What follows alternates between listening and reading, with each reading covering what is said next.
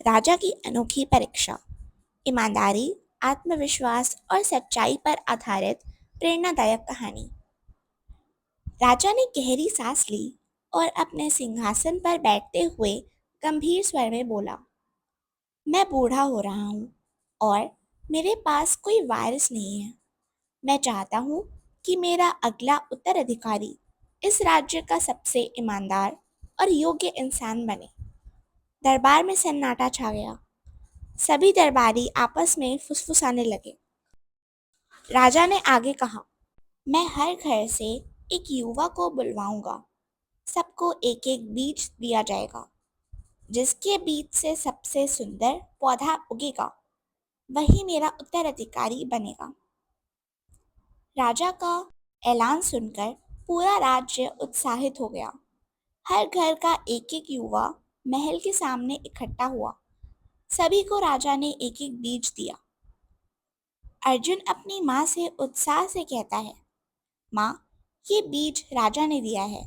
मुझे इससे सबसे सुंदर पौधा उगाना है।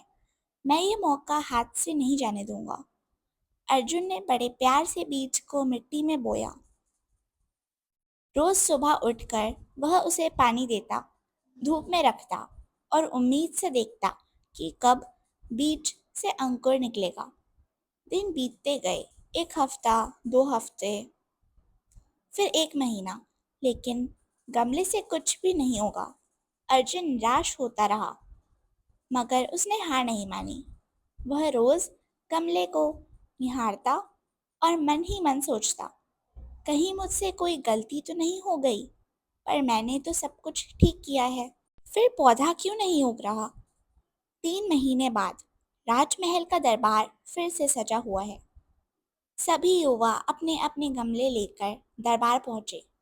उनके गमलों में हरे भरे पौधे, कुछ में तो रंग बिरंगे फूल भी खिले हुए थे। अर्जुन भी वहां पहुंचा, लेकिन उसके हाथ में खाली गमला था। लोग उसकी ओर देखकर हंसने लगे। दरबारी आपस में मजाक करने लगे, देखो, इसका तो पौधा ही नहीं होगा। राजा को ये कैसे पसंद आएगा? अर्जुन की आंखों में आंसू थे, लेकिन उसका सर ऊंचा था। वह सोच रहा था, मैंने कुछ गलत नहीं किया तो शर्म क्यों करूं? राजा ने सबके पौधे देखे, फिर अर्जुन के पास आकर रुका। राजा ने पूछा, पुत्र, तुम्हारा पौधा क्यों नहीं होगा? अर्जुन ने सिर झुकाकर नम्रता से कहा, महाराज, मैंने बीज को अच्छे से मिट्टी में बोया, रोज पानी दिया, धूप में रखा, लेकिन कुछ भी नहीं होगा। मुझे समझ नहीं आया कि ऐसा क्यों हुआ, पर मैं ईमानदारी से वही गमला लेकर आया हूँ जिसमें बीज लगाया था। राजा अर्जुन की बात सुनकर मुस्कुराया। उसने ऊंचे स्वर में कहा, सुनो मेरी प्रजा, जो बीज मैंने दिए थे वे सब नकली थे। उनसे कुछ उग ही नहीं सकता था। पूरा दरबार हैरान रह गया। राजा ने आगे कहा, ये जो रंग बिरंगे पौधे लेकर आए हैं, उन्होंने नया बीज लगाया है और मुझे धोखा दिया है। लेकिन अर्जुन अर्जुन ने सच्चाई और ईमानदारी दिखाई है। वही सच्चा, योग्य और निडर उत्तराधिकारी है। सारा दरबार चकित रह गया। अर्जुन की आंखों में चमक आ गई और उसकी माँ खुशी से रो पड़ी। राजा ने अर्जुन का हाथ थामा और गर्व से बोला, अर्जुन ही मेरा उत्तराधिकारी बनेगा। पूरा दरबार तालियों से गूंज उठा। इस कहानी से हमने क्या सीखा?